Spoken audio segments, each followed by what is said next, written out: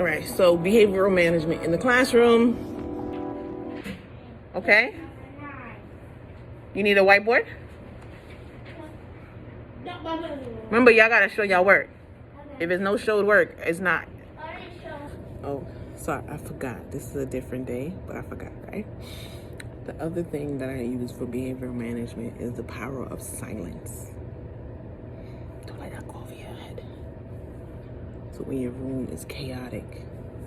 I learned this from Mr.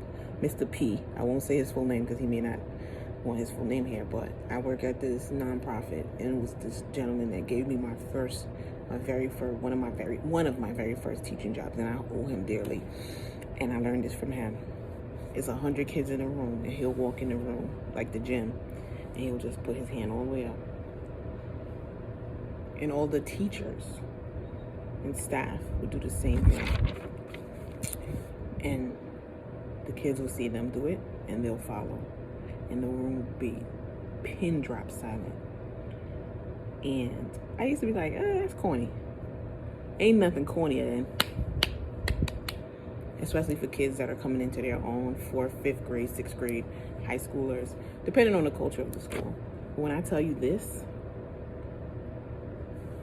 I'm looking at the Chuck. This, and all the adults around you are looking at that one person, powerful. So myself as the lead teacher, of course, and then my 2 teaching assistants or educational assistants, as soon as I put my hand up, they do the same thing. So I'll say, thank you, miss, and then all the students' names that are adhering to raising their hand, and the room gets quiet. I'm talking about, I got a rambunctious set of 9, and this is the most powerful thing I've instituted in my classroom. Okay, one thing I did forget, of all things and all of this, especially when it comes to behaviors, document everything. I'll probably do a video on like recording behaviors, but document. In my classroom, I have 2 educational assistants. One is purely academic. The second is a para. She also does academic work, but in regard to like recording stuff, she records every behavior that is extreme or anything that, like any event that happens that may need to be reported outside of the classroom, or something that I may need to know in the IEP. I also keep it in my noggin or have my own notes, but just we're always covering our tail with everything. You hear me?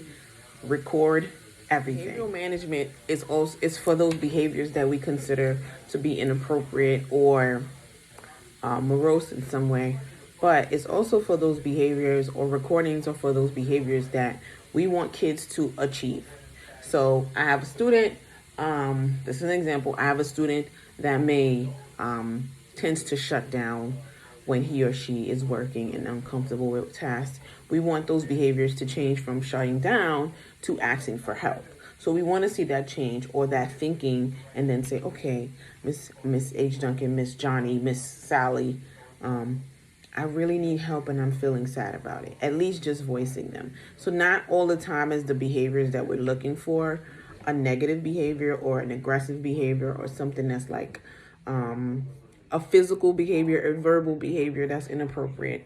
We're also looking at the things that are adverse to their learning process. So yes, feeling defeated, feeling down about their own capacities is something that we want them to start to change. So you want them to get from A to B to C and grow out of that behavior that is going to affect them negatively in the classroom. So again, behavioral management is not only, or behavioral considerations is not only about the negative things, it's also about the things that we want them to grow into.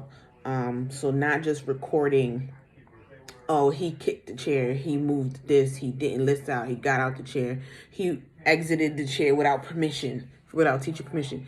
We want to also think about the fact that we have great students that also have this thing called learned helplessness, where they feel sad when they can't, or they feel like they shouldn't because they know they're not good at it, or they know they're not good at it. We want them to get out of those habits and those mindsets. So behavioral management is not just about the negative, and it's not just about physical things. It's also about mental and verbal things. So please keep that into consideration when you're thinking about behaviors, and also your behavioral reporting within your classroom.